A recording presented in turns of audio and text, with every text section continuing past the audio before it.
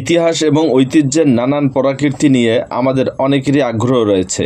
রাজধানী ঢাকার বুকে ছড়িয়ে আছে এরকম অনেক স্থাপনা। এই স্থাপনাগুলি আমাদের অতীতের কথা যেমন স্মরণ করিয়ে দেয়, তেমনি বাঙালির সংস্কৃতির ভিন্ন গল্প আমাদের সামনে নান্দনিক উপায়ে উপস্থাপন করে। এমনই একটি স্থাপনা ঢাকার মোহাম্মদপুরে 400 বছরের পুরনো ঐতিহাসিক 7 গম্বুজ মসজিদ। প্রায় 400 বছরের পুরনো ঐতিহ্যবাহী 7 গম্বুজ মসজিদ এটি মুঘল সাম্রাজ্যের একটি অন্যতম নিদর্শন, যা ঢাকার মোহাম্মদপুরে অবস্থিত। ইতিহাসের পাতা থেকে জানা যায় 1680 সালে মুঘল সুবেদার শায়েস্তা খাঁর পুত্র উমিদ খাঁ 7 গম্বুজ মসজিদটি নির্মাণ করেন। মসজিদটি লালবাগ দুর্গ মসজিদ কিংবা খাজা আম্বর মসজিদের সাথে সাদৃশ্যপূর্ণ। 4টি ছোট ও 3টি বড় গম্বুজ মিলে মোট 7টি গম্বুজ রয়েছে এই মসজিদে, যার কারণে এই মসজিদের নামকরণ করা হয়েছে 7 গম্বুজ মসজিদ। মসজিদের মূল স্থাপত্য ঘিরে রয়েছে 4টি মিনার। মসজিদটির দৈর্ঘ্য 17.68 মিটার ও প্রস্থে রয়েছে 8.23 মিটার। এর পূর্ব দিকের গায়ে ভাঁজ বিশিষ্ট 3টি খিলান এটিকে বেশ আকর্ষণীয় করে তুলেছে। পশ্চিম দিকে 3টি মেহরাব রয়েছে। দূর থেকে মসজিদটি দেখতে খুবই সুন্দর দেখায়। এই মসজিদের ভিতরে মোট 4টি কাতার রয়েছে।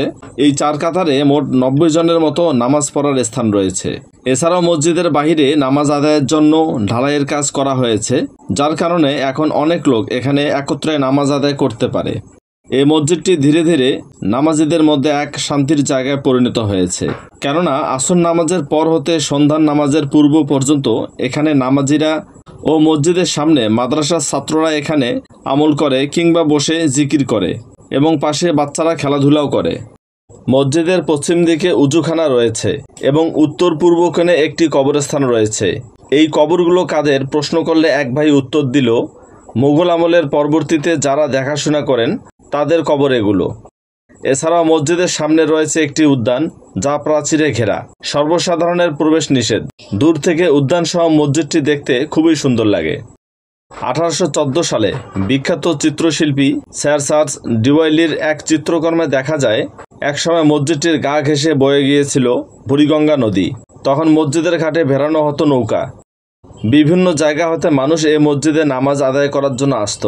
কালের বিবর্তনে নদীর এই অংশ ভরাট হয়ে বড় বড় বিল্ডিং তৈরি হয়েছে। মসজিদের পূর্ব দিকে রয়েছে একটি সমাধি কিংবা মাজার।